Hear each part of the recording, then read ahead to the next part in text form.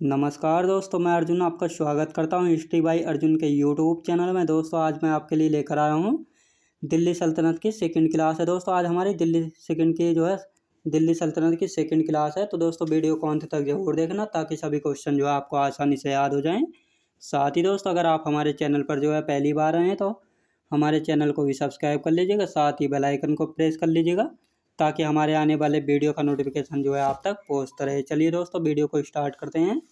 दोस्तों आज हम पढ़ने वाले इल्तुतमिश के बारे में, जो कि गुलाम वंश का जो है तीसरा शासक था। ये 1211 में गद्दी पर बैठा था, 1236 तक जो है रहा था।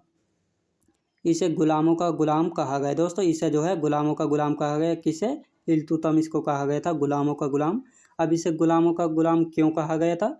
क्योंकि ये ऐबक का गुलाम था। ऐबक जो है गोरी का गुलाम था, इसलिए जो है इसको गुलामों का गुलाम जो है कहा गया था इल्तुतमिश। दोस्तों इल्तुतमिश जो है बचपन से ही सुंदर व बुद्धिमान था, इसी कारण जो है अपने भाइयों के बीच जो है मजा ईर्ष्या का पात्र बन गया था।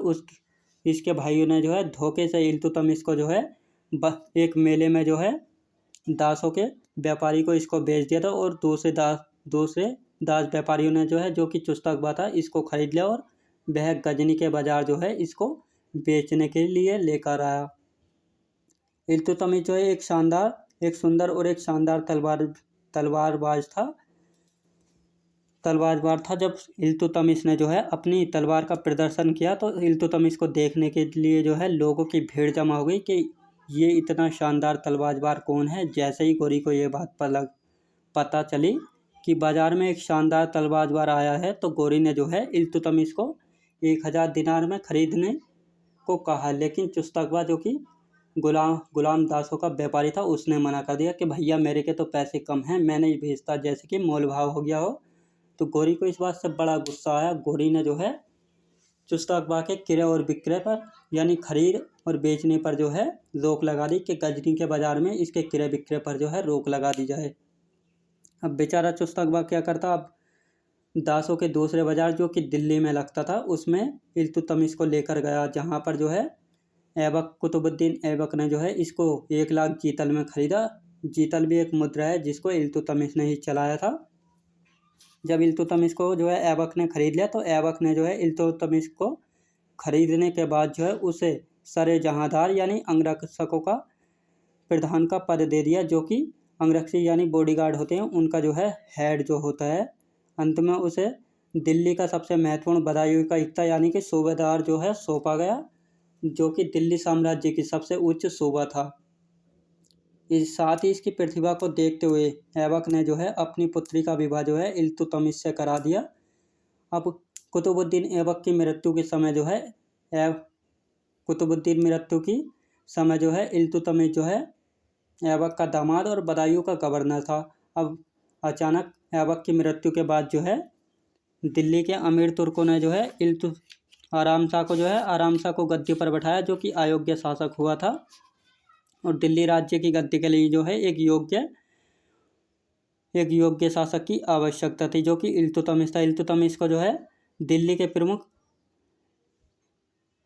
अमीर तुर्क इस्माइल ने जो है उसको आमंत्रित किया कि दिल्ली के सुल्तान के लिए आमंत्रित किया, और वह तुरंत ही जो है दिल्ली पहुंचा, और उसने जो है उसके बीच आराम शाह और इल्तुतमिश के बीच जोड़ का युद्ध हुआ, जिसमें जो है इल्तुतमिश ने आराम शाह को हराकर जो है दिल्ली का शासक बन गया। उसके बाद जो है उपाधि मिली इसे दोस्तों अमीर उल उमरा, जो कि दोस्तों जिसका अर्थ होता है ईश्वर की भूमि का रक्षक। अब लोग क्या कहेंगे कि एक नौकर जो है दिल्ली की गद्दी पर बैठा है, इसलिए जो है उसको अमीर उल उमरा की उपाधि दी गई, जिसका अर्थ होता था ईश्वर की भूमि का रक्षक, यानी कि इल्तुतमिश को उपाधि दी गई ईश्वर की भूमि का रक्षक। अब इसके पिता थे इलम खां दोस्तों, क्योंकि शुरू से ही जो है इसका दिल्ली सल्तनत से संबंध नहीं रहता, यह एक दास था।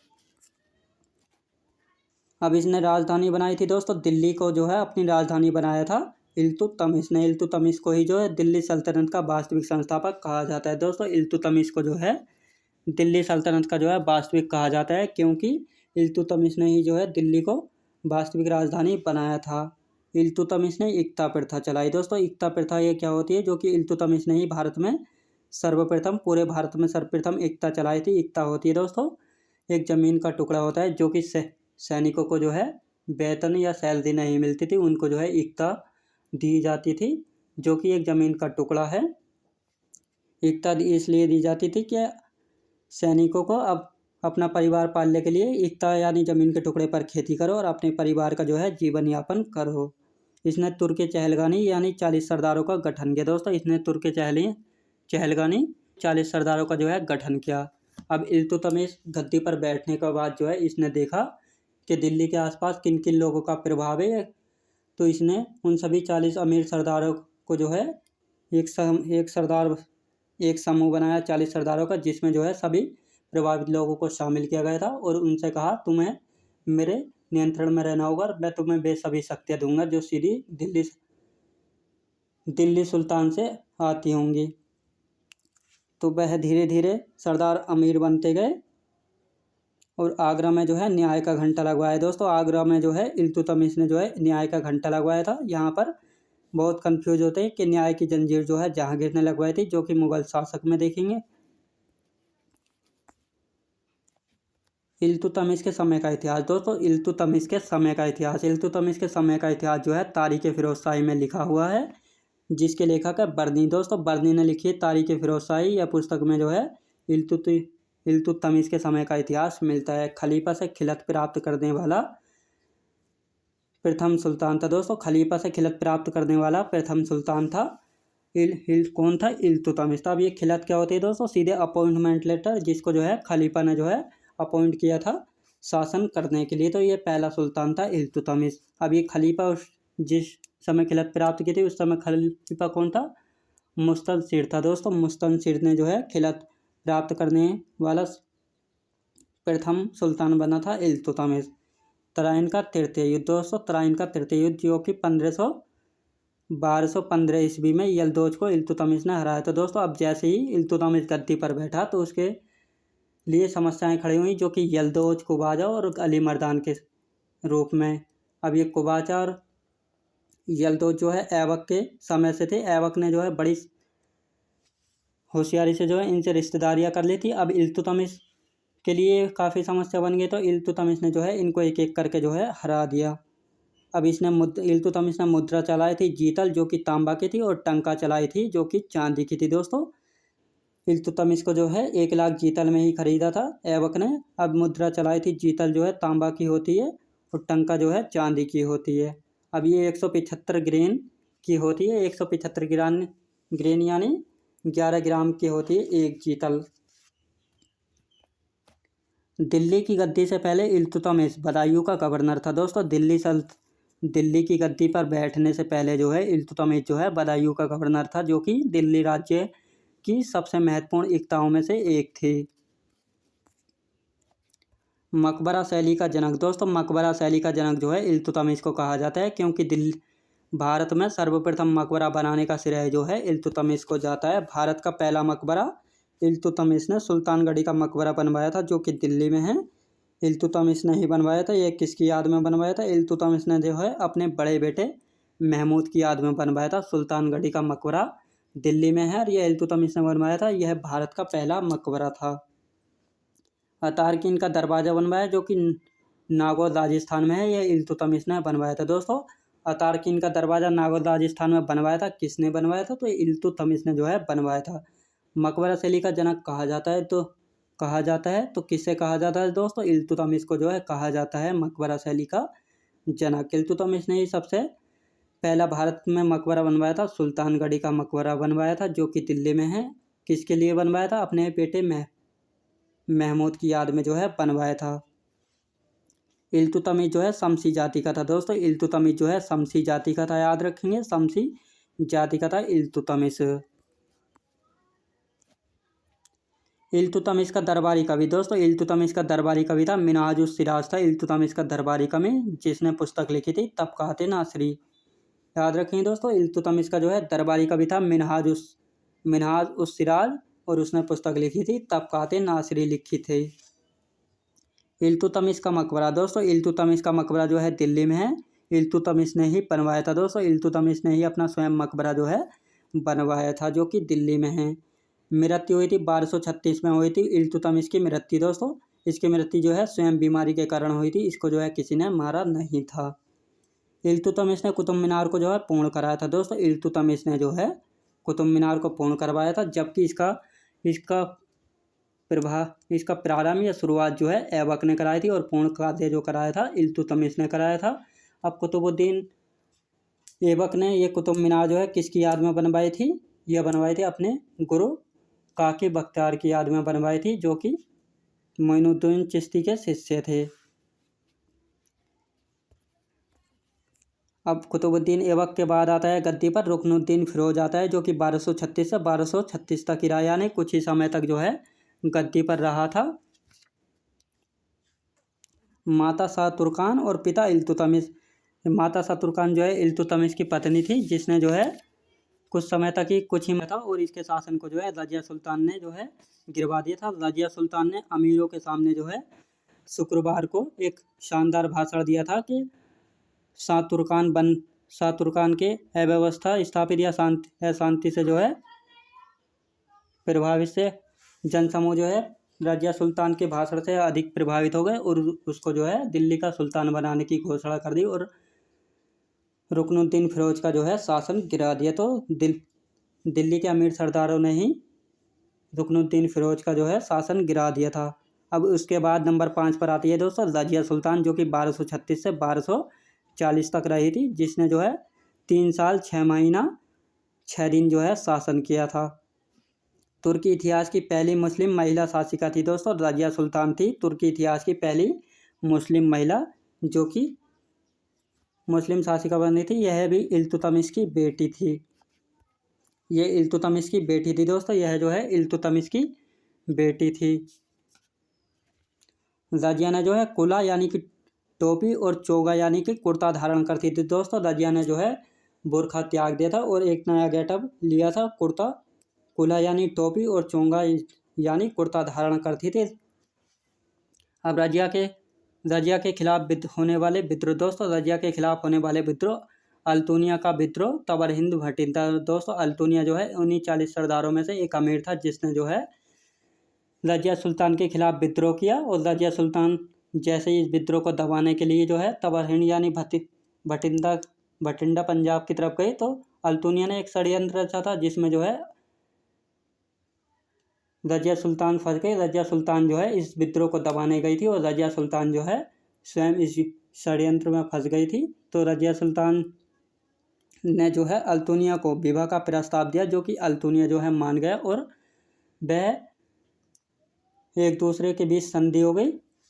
और जैसे ही वह दिल्ली की गद्दी के लिए दिल्ली की ओर प्रस्थान कर रहे थे, अब इसके बाद आता है बहराम साहब।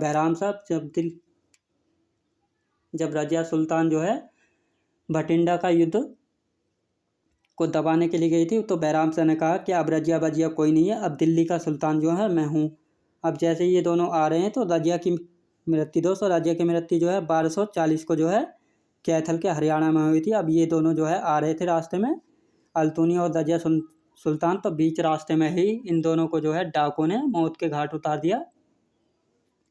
और अब आता है बहराम शाह, नंबर 6 पर आता है दोस्तों बहराम शाह जो है 1240 से 1242 तक रहा दोस्तों। रजिया के बाद जो है बहराम शाह आया था, जो कि इल्तुतमिश का पुत्र था और रजिया का भाई था। इसने जो है नायाबे मुमलिकात एदगीन को नियुक्त किया दोस्तों। इल्तुतमिश का पुत्र रजिया का भाई जो कि बहराम शाह जो है, इसने सुल्तान बनते ही एक अपना नया पद बनाया, नायाबे मुमलिकात, जो कि सुल्तान के बाद सबसे उच्च पद था, जो पद जो है एदगीन को नियुक्त किया। फिर एदगीन की हत्या करा दी। अब इसने ही एदगीन को नियुक्त किया और इसने ही हत्या करा दी, क्योंकि जब इसको शक्ति मिली एदगीन को, तो इसने जो है अपने दरवाजे पर हाथियों को खड़ा करना शुरू कर दिया, जो कि यह सुल्तानों के सुल्तान करते थे, लेकिन यह अपने आप को एक सुल्तान की तरह रखता। तो अब जैसे ही अब लोग क्या कहेंगे, अब लोगों ने कहा ले और दे इसको शक्ति। अब यह भी अपने आप को ऐसे दिखाता है कि जैसे यही सुल्तान हो। तो इस बात से बहराम शाह बहुत असंतुष्ट हुआ और 2 माह के अंदर ही जो है एदगीन की हत्या करा दी। तैयर के नेतृत्व में जो है मंगोलों ने 1241 में आक्रमण किया, जिसे बहराम शाह ने जो है असफल किया था दोस्तों। तैयर के नेतृत्व में जो है मंगोलों ने 1241 में जो है आक्रमण किया, जिसे बैराम शाह ने जो है असफल कर दिया था। अब बैराम शाह के बाद आता है दोस्तों मसूद शाह, जो कि 1242 से 1246 तक रहा था। यह रुकनुद्दीन फिरोज का पुत्र था दोस्तों, यह रुकनुद्दीन फिरोज का जो है पुत्र था। इसका शासन इतना महत्वपूर्ण नहीं है, क्योंकि इसका शासन जो है अमीर 40 सरदारों ने ही चलाया था। ये भी एक अयोग्य शासक जो है एक सिद्ध हुआ था। अब इसके बाद आता है दोस्तों नसरुद्दीन महमूद आता है, जो कि 8वां शासक था। यह 1246 से 1266 तक रहा था। यह इल्तुतमिश का पुत्र था। सल्तनत काल का औरंगजेब कहा जाता था दोस्तों, इसको जो है सल्तनत काल का औरंगजेब जो है कहा जाता था। अब इसे सल्तनत काल का औरंगजेब क्यों कहा जाता है? क्योंकि यह अपना जीवन यापन जो है टोपी सीकर अपने जीवन का व्यतीत करता था। क्योंकि सल्तनत काल का औरंगजेब इसलिए कहा जाता है, औरंगजेब जो है कुरान की प्रतियों को बेचकर जो है अपना घर या जीवन यापन करता था, क्योंकि वह राजकोष से कोई भी पैसा जो है अपने ऊपर जो है खर्च नहीं करता था। और इसी प्रकार जो है नसरुद्दीन महमूद भी जो है टोपी सीकर जीवन जो है व्यतीत करता था। इसने नायाब मुमलिकात जो है अपना बलबन को नायाब मुमलिकात बनाया था, जो कि 40 सरदारों में से एक था और सबसे अमीर था। अब महमूद बलबन का दामाद था दोस्तों, महमूद जो है बलबन का दामाद था। अब महमूद ने बड़ी से जो है अपनी बेटी के चंगुल में जो है महमूद को फंसवा दिया और उसके साथ जो है विवाह करा दिया। इस कारण जो है महमूद बलबन का दामाद बन गया और शमसी वंश का खात्मा हो गया। प्रथम इलबरी वंश का और खात्मा हो गया दोस्तों। शमसी वंश यानी जो कि इल्तुतमिश जो है शमसी वंश का था, यह महमूद जो है शमसी वंश का अंतिम शासक था और प्रथम इलबरी वंश का भी अंतिम शासक था। अब इसके बाद जो है गद्दी पर बैठेगा दोस्तों बलबन। तो बलबन के बारे में हम दोस्तों कल पढ़ेंगे, कल की क्लास में। दोस्तों मैं उम्मीद करता हूँ आपको वीडियो की क्वालिटी, कंटेंट वगैरह सभी कुछ आपको पसंद आया होगा। पसंद आया हो तो लाइक से और सब्सक्राइब करना बिल्कुल भी ना भूलें। साथ ही दोस्तों अगर आप हमारे चैनल पर पहली बार आए हैं तो हमारे चैनल को भी सब्सक्राइब कर लीजिएगा। साथ ही बेल आइकन को प्रेस कर लीजिएगा, ताकि हमारे आने वाले वीडियो का नोटिफिकेशन जो है आप तक पहुँचता रहे।